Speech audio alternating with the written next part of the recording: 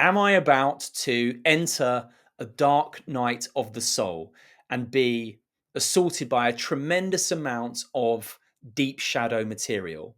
Maybe, but maybe not. And I want to talk about why maybe not. Because after I put out my video around my Kensho experience and awakening recently, I got a huge amount of lovely comments, many of which were saying, congratulations, well done, welcome, um, and know that things are about to get hairy, that you're about to hit the dark night of the soul, that all this shadow stuff's going to come up from the depths. And whilst that may still happen, I don't think it's inevitable. And one of the reasons for that is I have processed and faced and dived into a tremendous amount of uncomfortable feelings, faced my patterns, a lot of my own shadow material in a big way over the last 20 years, and in particular, the last 10 years. So my sense is I've already done a hell of a lot of that work. There may be still more to come, but there may not be. And I was talking to a friend of mine last night who's been through a shift himself, and he said a similar thing. He said, yeah, you may be about to hit a dark night. And I said, well, I have been through X and Y and Z previously. And he said, oh, okay. In his case, all that stuff came after his awakening experience. But for me, I've had a tremendous amount of that come up consciously and unconsciously beforehand. So it may already have been the case that I've been through that stuff to a great degree. And as I said in that first video, the work of facing my shadow material, of seeing how I abandon myself, of taking loving actions on my own behalf, particularly in relationships, of unwinding the dysfunctional survival adaptive patterns I learned early on, that has been my most important spiritual work. More than self-inquiry, psychedelics, any of the other stuff that's had a big impact.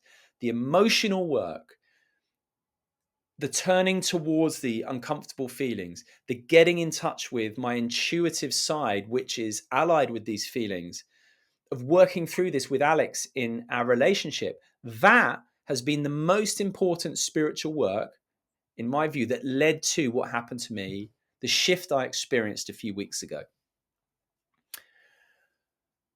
Because suffering for me has been absolutely a huge driver. I think it is for everyone, but for me, it was a huge driver for my whole adult life, this really strong desire to get rid of suffering.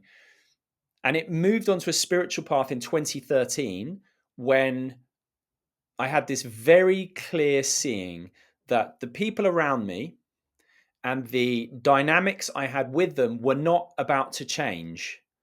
I was expecting other people and dynamics to change. I was trying to control things outside of me, but that would never work. And I saw that really clearly and realized I had to change my place within these dynamics. So there was a really powerful moment of seeing and then surrender. And it might sound corny, but ever since then, I feel like I have been guided from one thing to the next, eventually to my shift recently. And that's absolutely true. Like I have been guided. In fact, it's not I've been guided, it's just happened, right? That's very clearly seen, but that's perhaps a topic for another day. But this emotional work started for me with inner child work in 2013. I went on a retreat in America and I really learned about how we abandon ourselves. We learn these adaptive patterns when we're children that get us out of alignment with our authenticity to survive, particularly in our family of origin. And it helps us when we're young. But when we become adults, that's where we hit dysfunction. That's where we may run into addiction or patterns, particularly in relationships, or people pleasing, or lack of boundaries, or not taking responsibility for our actions, whatever it might be.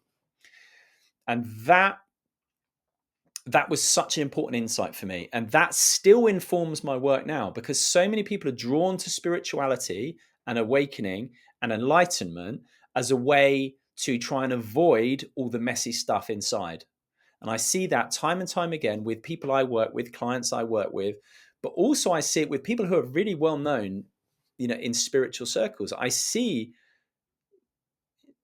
staying with awareness as a way to bypass our emotions. And I've been talking about this for a long time. So how it showed up for me, and I saw this very clearly in around 2013, 14, was in relationships, was, I had a pretty big fear of intimacy, and I was avoidant, and my ego would come up with reasons why I had to leave relationships.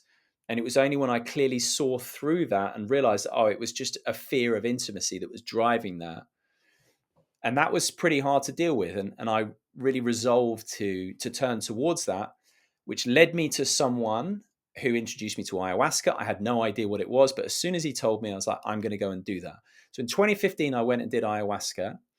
And then I really did experience a dark night of the soul and a tremendous amount of deep shadow material coming up after the retreat, because I had this like a nuclear explosion around my solar plexus of energy and emotion just came up and purged, not in the classic ayahuasca sense, but just deep emotional and guttural screaming and crying and wailing. And after the ayahuasca retreat, I had about 3 months where I had the ayahuasca glow.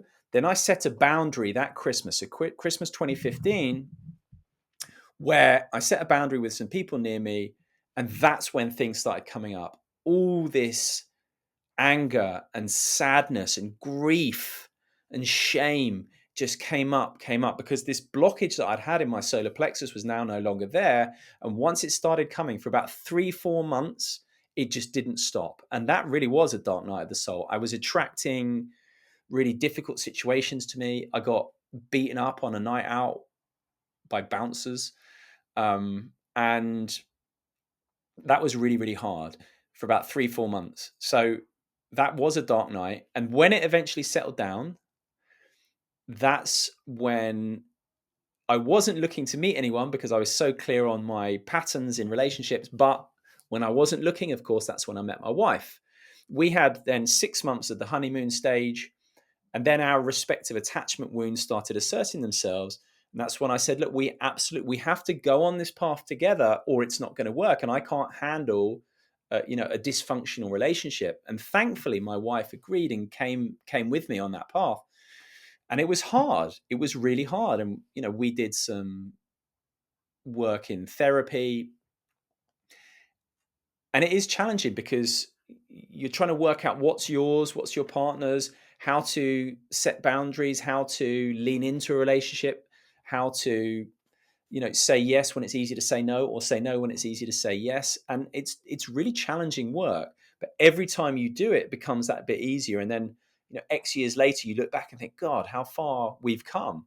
And to me, it's no coincidence that both my own spiritual depth has really accelerated since my wife and I did that work. And for her too, like my wife has really strong energetic powers. We've spoken about her, her astral projection in another video. And, she's incredibly powerful when it comes to Reiki and Rahini and all this stuff. And it's no coincidence to me that her powers have grown as we've done this work together.